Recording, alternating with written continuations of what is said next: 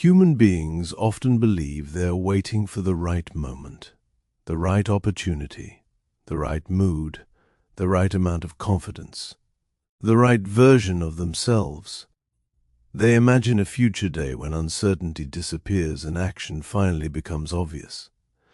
Until then, life remains paused, projects wait, conversations wait, decisions wait, dreams wait. The person says, "Not yet, soon." When things settle down, when I am more prepared, when I feel ready, yet psychologically something deeper may be happening. The nervous system is not waiting for the right moment. It is waiting for safety. The realization becomes devastating. I was not delaying action. I was delaying vulnerability. This changes everything because the issue stops being timing. The issue becomes fear. Every meaningful action contains uncertainty. Every decision risks regret. Every beginning risks failure.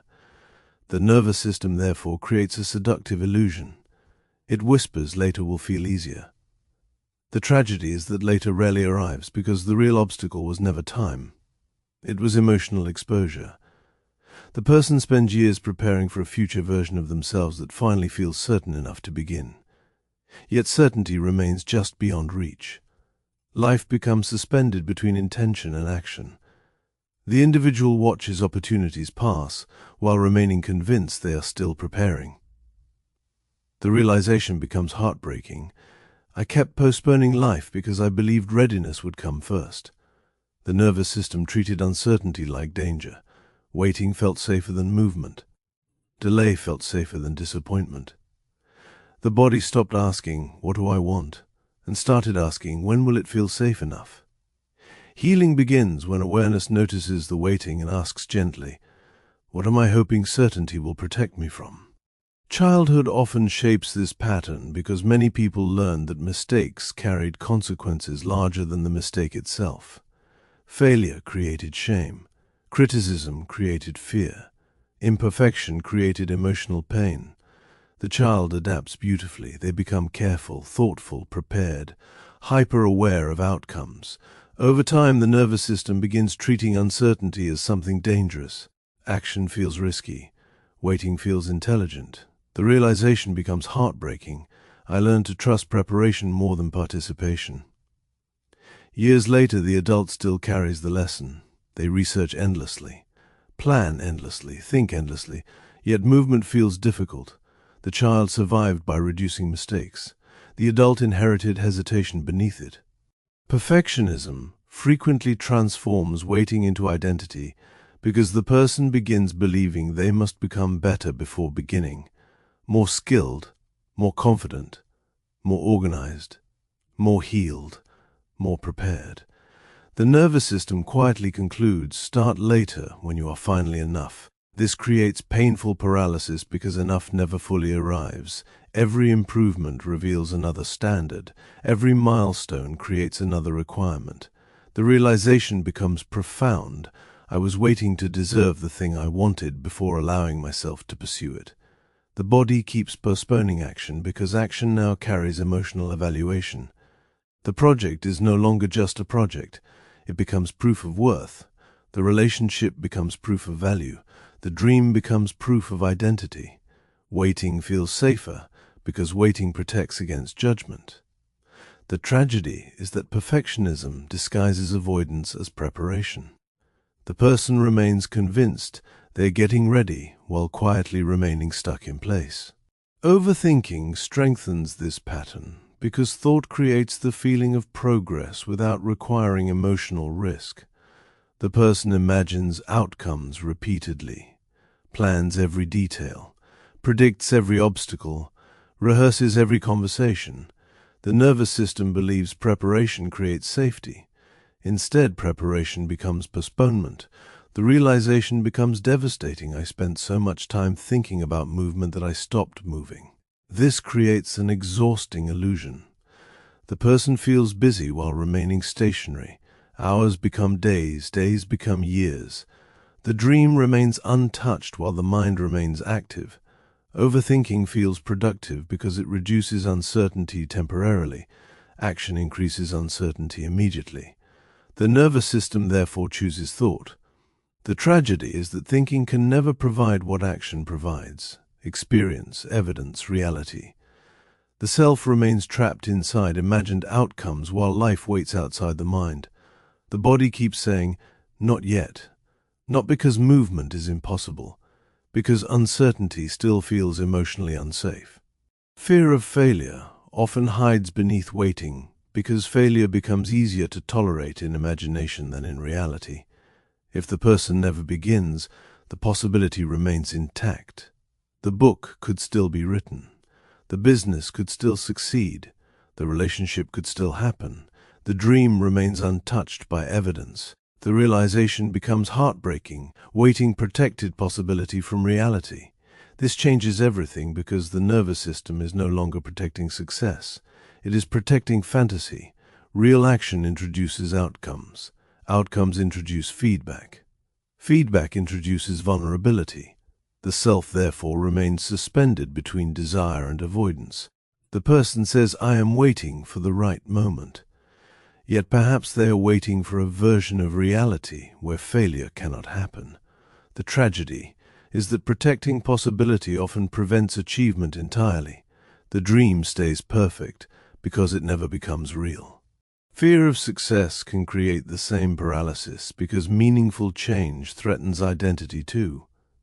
The person imagines reaching the goal and suddenly feels overwhelmed. More responsibility, more visibility, more expectations, more exposure. The nervous system quietly asks, what happens if life actually changes?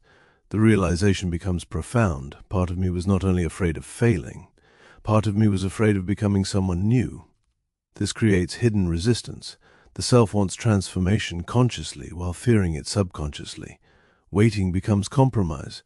The person remains close enough to dream but far enough to avoid disruption. Life stays familiar. Identity stays stable. The future remains hypothetical. The nervous system protects continuity by postponing growth itself. Avoidance eventually becomes emotional comfort because waiting removes immediate pressure. The person delays the conversation, the application, the decision, the project. Relief appears briefly. Anxiety decreases temporarily. The nervous system learns something dangerous. Avoidance works. The realization becomes devastating. I started rewarding delay without realizing it. Every postponed action reduces discomfort in the short term. The body therefore repeats the pattern, yet the relief never lasts.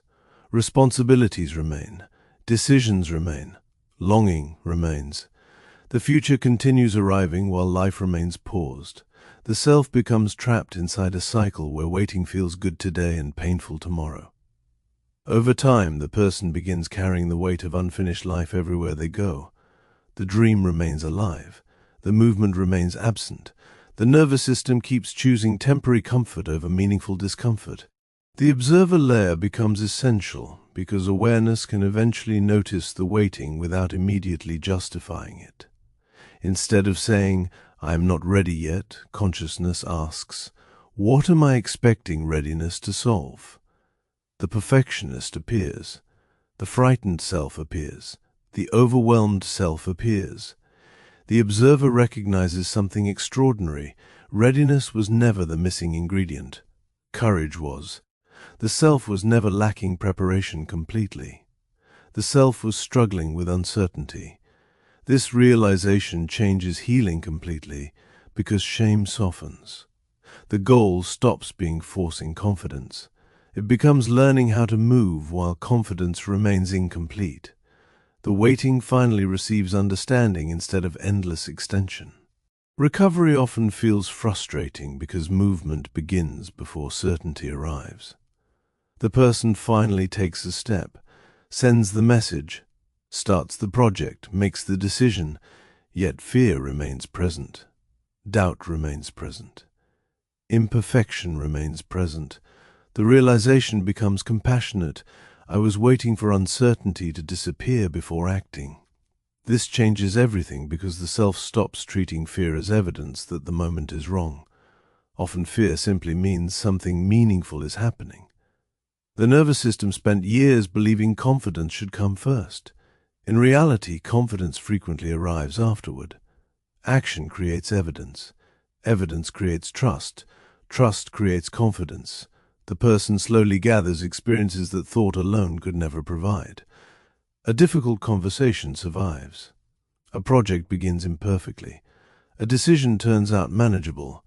The old equation weakens slightly. The self realizes something extraordinary. I do not need to feel ready in order to begin.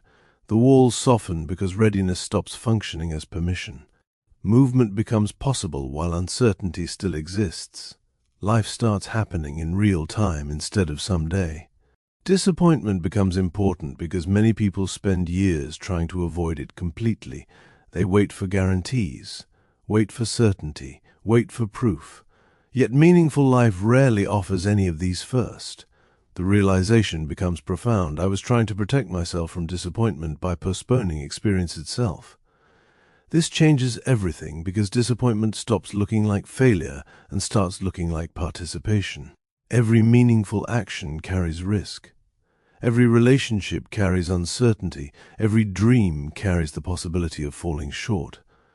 The nervous system learns something unfamiliar. Disappointment hurts, but avoidance hurts differently. One creates temporary pain. The other creates permanent stagnation.